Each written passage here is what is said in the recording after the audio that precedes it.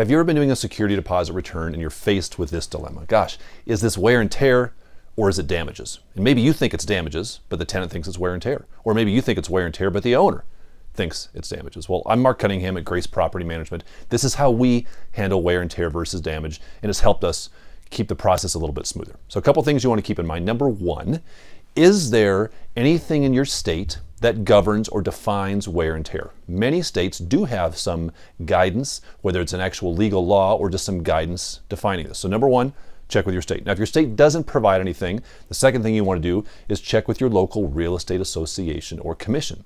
Do they give you some guidance on what wear and tear versus damage is? Now, if you're at 2 strikes so far and you've got nothing, well, at that point in time, you want to create your own guidelines. So for example, in our office, we have a document. We call it our wear and tear versus damage doc. This is a doc that we use internally.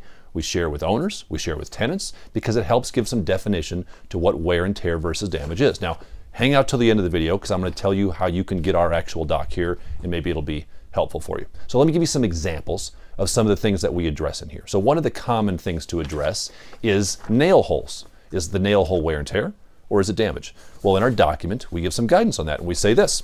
We say wear and tear as it relates to nail holes is simply this: a small nail hole caused by a 6-penny nail or smaller. Now you're thinking, I didn't even know, I've never heard of a 6-penny nail. That's okay, neither had I. A 6-penny nail is 2 inches long, and it's used for hanging picture frames and other items on the wall. You learned something today.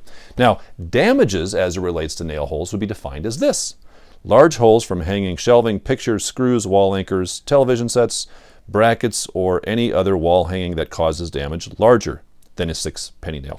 See, now it's not just this subjective, well, I think it's a big hole. No, I don't think it's a big hole. Well, is it bigger than a 6-penny nail hole, which we still don't quite know what is, but is it larger than that? If so, it's going to be considered damage versus wear and tear.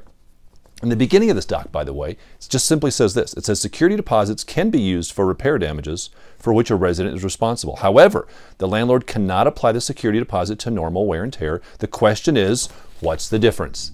That's what this document's going to do. It's going to give a legal definition of wear and tear so that we can bring some clarity and some objectivity to defining the difference. Let me give you another example, but before I do, let me thank the sponsor of this video, Citizen Home Solutions, one of our favorite vendors. Why? Because they're like a concierge service for our tenants. They transfer all the utilities on our tenants when they move in. They do it for us, so we don't have to. They charge us $0 for that. They actually give us a refund, a rebate on that. We make money on this. One of my favorite vendors. If you're not using Citizen Home Solutions, then when this video's over, but not until then, go to the sponsor tab on this website and scroll down to Citizen Home Solution, watch about them, contact them. You will thank me if you start using them. We love them. You should be using them, absolutely. All right, wear and tear as it relates to carpet. How do we define wear and tear versus damage? Well, wear and tear for carpet can be defined as worn carpet traffic patterns, right? It just gets worn. That's just wear and tear. Now, what about damage?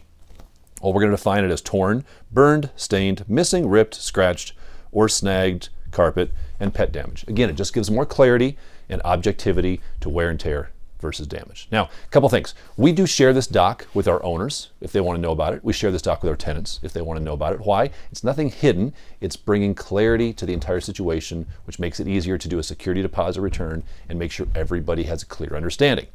Now, one thing to remember, as you're actually doing the security deposit return, you want to make sure you take into consideration the length of tenancy as it relates to life expectancy of the damaged item. So for example, if a tenant has been living in a property for 10 years and the carpet is just trashed, let's say it meets all the damage things. It is torn, it's burned, it's stained, it's even missing in parts, it's ripped. If they've been there for 10 years, it doesn't matter. You would not want to charge them for any carpet damage. Why? Because life expectancy of carpet has been exceeded. They've been there 10 years. Same thing as it relates to paint.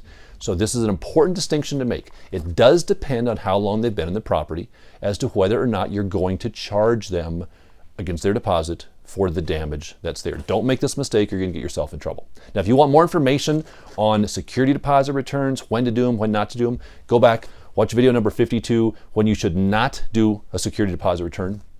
We give some guidance around that. If you like this stuff, subscribe to these videos. Apparently that's what you're supposed to do if you're a video person. All right, subscribe to these videos. You'll get notified as these things come up. But if you've got other questions, reach out to us, propertymanagementsystem.org. This will help you, though, on how to figure this out. Now, for this doc, I didn't forget, go to the download section on the website, and document number 11, I believe, is going to be titled Wear and Tear versus Damages. Download the PDF. If you like it, copy it, tweak it, edit it, use it however you want to use it, but you'll find it useful, that I promise.